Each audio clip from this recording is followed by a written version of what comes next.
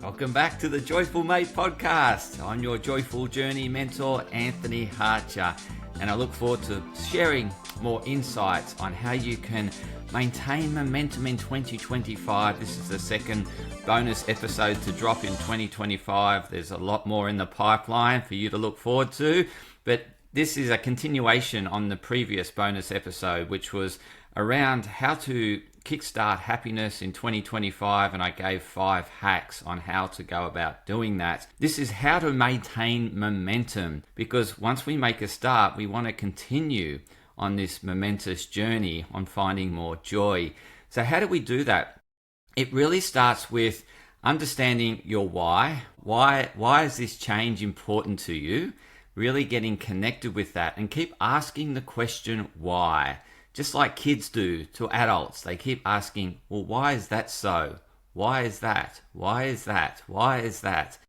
And the more you ask yourself why this new goal of yours to find more joy and fulfillment in 2025 is so important to you, the more you'll find the answer.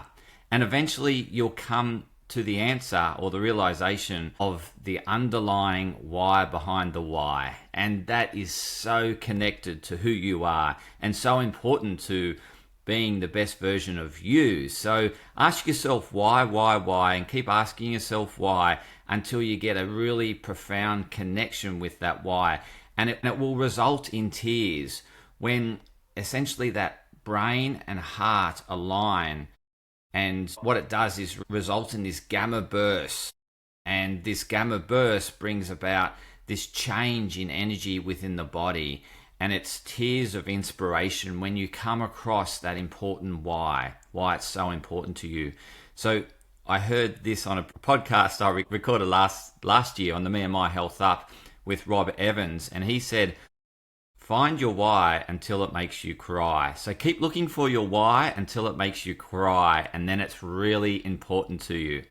So that's the most important foundation to maintaining joyful momentum in 2025 is why is it so important for you to find or experience more joy in 2025? Why do you really want that? Why is it really important to you? Look in all areas of your life, in relationships, in family, in mental growth, in business, in career. Look in spirituality, look in all areas of life, and there'll be a particular area that it's really connected to. And there's connection in all areas. You just need to look for it. And so keep asking yourself, why is it important for you to find more joy and fulfillment in 2025.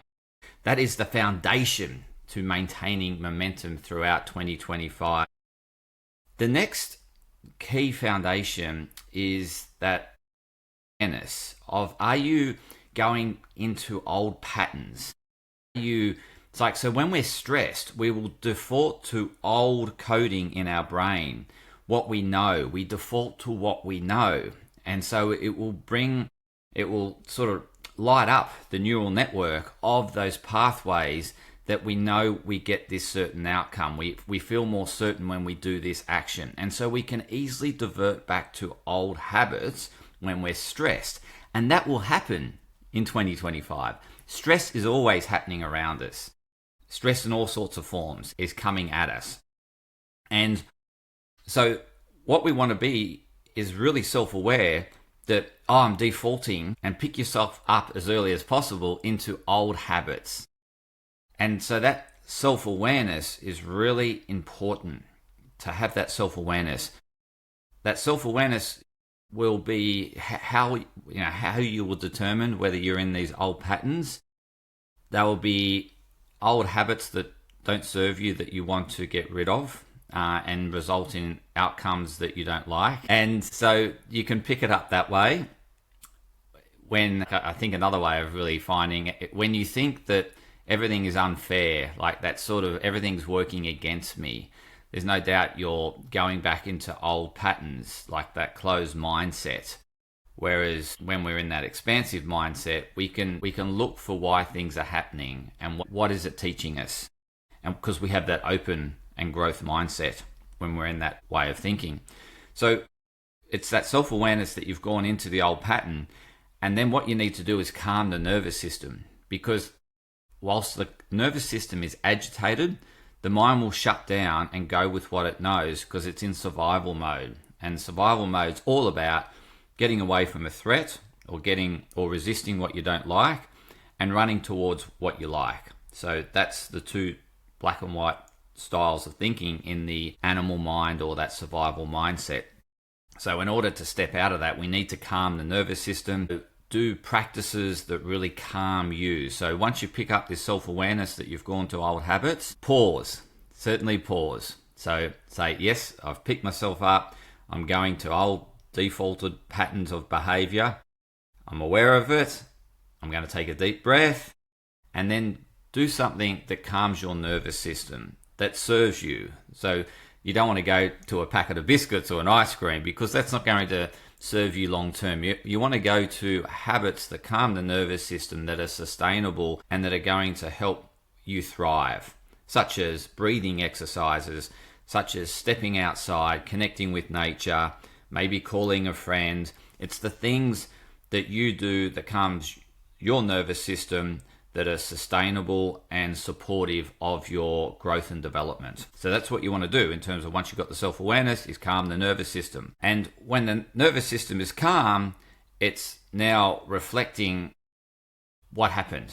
So it's having that reflection as to what happened, what drove you into that old pattern, what turned you into that, that old mode. So what drove that? Understanding what triggered it. And then what you can do is work through that trigger.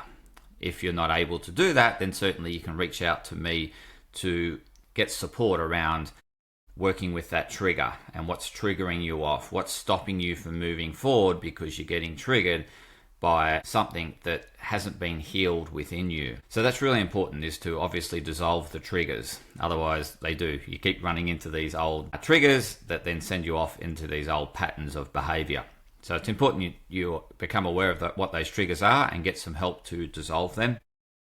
Then in terms of maintaining the momentous energy throughout the year, it's really about taking a step forward even when you've taken a step back. So it's about, just like a kid does, the minute they fall down, they don't give up on trying to walk. They're straight away getting back up and giving it another go.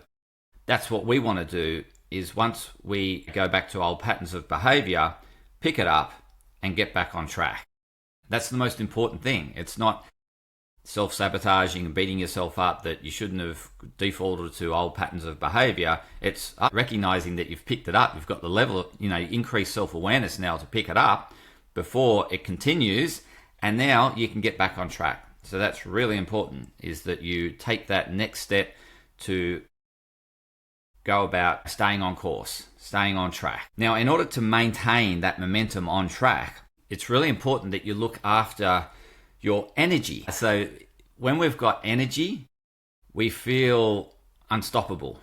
When we don't have energy, we feel there's resistance. It's hard, it's difficult. I don't feel like it.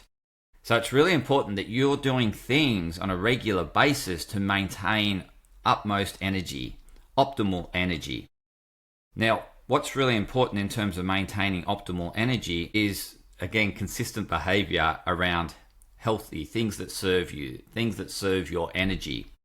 So I mentioned in the previous episode, the bonus episode around the 5 happiness hacks, was it's really important to stay on priority. So the minute we get off priority, like doing the things that are important to us, we lose energy. So you certainly want to make sure that you're filling your days with high priority actions and working on them, because they will drive momentum. That will give you energy. If you're working on things that aren't important to you, that are low priority, that will drain your energy. It's just like a massive sinkhole. You'll just get zapped of energy when you're doing things that aren't important to you, that are low priority. So really make sure you're staying on priority. And when you get distracted, it's because you're working on something that's low priority. So then you want to think about, how can I avoid this distraction? Could you delegate that task to someone else that loves doing it? So maybe find someone or find the meaning and the fulfillment in doing that task. How is it benefiting you? How is it serving you? And if you connect to that meaning, then that task doesn't become so much energy zapping. You can see how it's part of the bigger picture. So really important you stay on priority throughout your day. But the other thing is a consistent to bedtime and a consistent wake time. That's really important around sleep. And sleep gives us an incredible momentous start to the day. When we wake up rejuvenated, there's no better feeling in the morning. Wake up full of energy, ready to start the day, ready to rip into your priorities. So really important that you maintain consistency around the same time to bed and the same wake time within, plus or minus half an hour is probably ideal and optimal. And the more you can do that, keep it to plus or minus half an hour, the to bed time to wake time, the better you'll feel. The body gets in a nice rhythm. The moment you go to bed later or wake up later, that momentum's lost and you lose that energy. You lose that flow, that really, strong momentum that you created. So I experienced this on New Year's Day because I went to bed later New Year's Eve and I really lost my energy flow. But I got back on track fairly quickly. Certainly today I was bouncing again. So if you do lose your momentum, the best way to restart your momentum is getting up at sunrise and connecting with that early morning light. That early morning light really sets about a cascade of neurotransmitters and hormones that lift you up, that get you going for the day. And that's with first sunrise. And then if you're then winding down at sunset, that really helps in terms of setting up the network of chemicals within your body to support a good night's sleep. So we really want to make sure that we are seeing bright light in the morning and no light at night, or minimal light at night. That's really important too around the consistency. So same time to bed, same wake time, and then making sure you're seeing bright light in the morning. That's not screen time. That's not bright enough. Getting outside is bright light. So getting outside first thing in the morning is really important. And then minimizing lighting at night once the sun goes down. That's really important in terms of maintaining that great sleep, because when you're getting good sleep, you feel energized and ready to get into those priorities that are most important to you every day. So that's really, and then it's really important to help that momentum by kickstarting metabolism. Our metabolism's most active during daylight hours. And the closer we have that to waking, the better. So the closer we eat to waking, the better, because we also supporting the signal that the light, the receptors in our eyes are getting, the light receptors in our eyes are getting, that it's daytime. By eating something, then we're also sending signals to the body that it's daytime and it's time to start metabolism. So really getting that whole body in sync working with you is essential, because when we're doing the wrong things at the wrong time of the day, such as eating late at night, it really works against us because our body won't digest the food as well. We'll feel full and bloated, and it will affect our night's sleep, and it has this cascade effect. So it's really important to work with the body. The body was designed to be active during the day, resting at night, and eating during the day, and resting the digestive system at night. So work with that, and then the body will give you back optimal energy. So in terms of the foods to eat throughout the day, what we want to do is concentrate on eating foods that maintain level blood sugar. So what we don't want to do is create spikes and troughs in blood sugar. What creates spikes and troughs in blood sugar is carbohydrates, so excessive carbohydrates. So okay to have some carbohydrates with a meal, but you don't want the meal laden with carbohydrates. So you want the meal to have some, not too much, but you want to have mostly protein and fats and a bit of carbohydrates. And that will help maintain good regulated blood sugar, which will help you with consistent energy throughout the day. So when we're majority in that fat burning, then that really helps with having level, steady energy throughout the day. When we're relying on carbs, we have peaks and troughs, and you'll be on a high and then on a low, high, low, high, low, and that really affects your momentum throughout the day. Whereas if you're majority burning fats and proteins, then you'll have more steady energy and you won't have these peaks and troughs. So that's really important. Really important that you don't pep up too much on caffeine, on sugar. These sort of things will just give you these highs, and then after a high, you'll have the inevitable low, and that halts your momentum. So if you want good steady energy throughout the day, eat more fats, eat more proteins, and a small amount of carbohydrates. So that's probably the best way to eat throughout the day, and also not eat too much. So when we eat too much, we create a load on the digestive system. The digestive system requires more energy, and that takes away from our brain energy. So we don't want to eat too much. So really you want to eat like till 80% full, not 100% full or 120% full. Only eat to about 80%, and then you don't want to be constantly snacking either, because that can create these troughs and these peaks and troughs too. It's more having periods of fasting, so having good chunks of fasting, like at least 4 hours between eating, because it takes a good 3 to 4 hours to digest a meal, depending on how big it is. But if you have that sort of every 4 hours, that's much better than eating every 2 hours. And that also allows the digestive system to clean out, to cleanse, and repair. So we certainly want that to be happening. Now, if we're constantly flooding the digestive system, we're affecting our energy to our brain, and we're also creating a load for our body to work on, and we don't feel great. So it's good to have periods of fasting, so that it's okay to be a bit hungry at times. Have a sip of water. So that will really help your momentum during the day, and also regularly getting up. So don't allow long periods of sitting. You want to get the blood flowing. You want to get the blood circulating, get the toxins out of your body, and we need to get up regularly. So it's really important to do concentrated work, say for an hour, and then having a break and moving around and walking. Or if your concentration only lasts about half an hour or 40 minutes, then doing it till it fades. Once you lose or get distracted, then get up, move around, go for a walk around the block, step outside, experience some sun.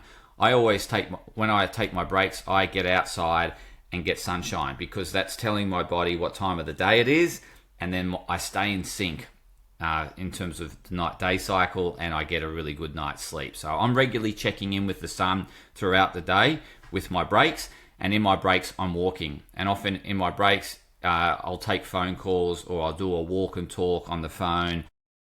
But yeah, I'm certainly not sitting down all day. I'm up, moving, and that allows the blood to circulate, the oxygen to get around the body. It allows the lymphatic system to drain out, get out the toxins, get out the waste products, and it will keep you energized. So certainly not having long periods of sedentary time, and breaking that up with active time, moving time. And it can just be a walk around the block, walk outside, do some stretches, but just getting away from your desk, getting away from the computer, getting away from the screen is really helpful for the eyes as well, and to avoid eye strain and headaches.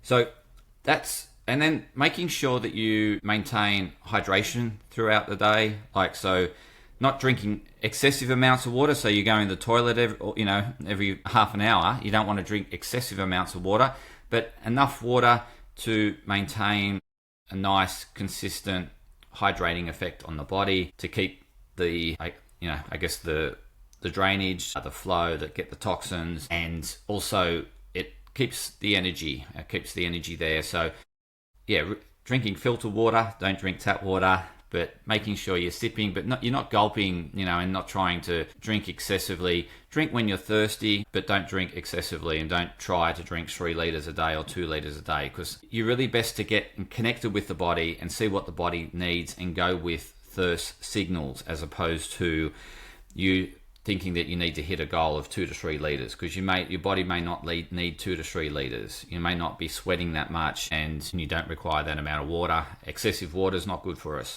They're my top tips in terms of maintaining that energy throughout the day.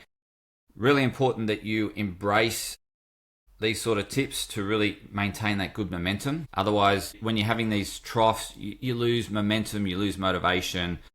So really go about supporting your body so it can support you to stay on priority, and to do things that are most important to you, that give you the most fulfillment, and that will maintain good, joyous momentum in 2025. If you need help dissolving those triggers that keep coming up that put you into old patterns of behavior, then please reach out to me, Anthony, at joyfulmate.com. I'd be happy to help you along your joyful journey in 2025. And until next time, continue to experience joy.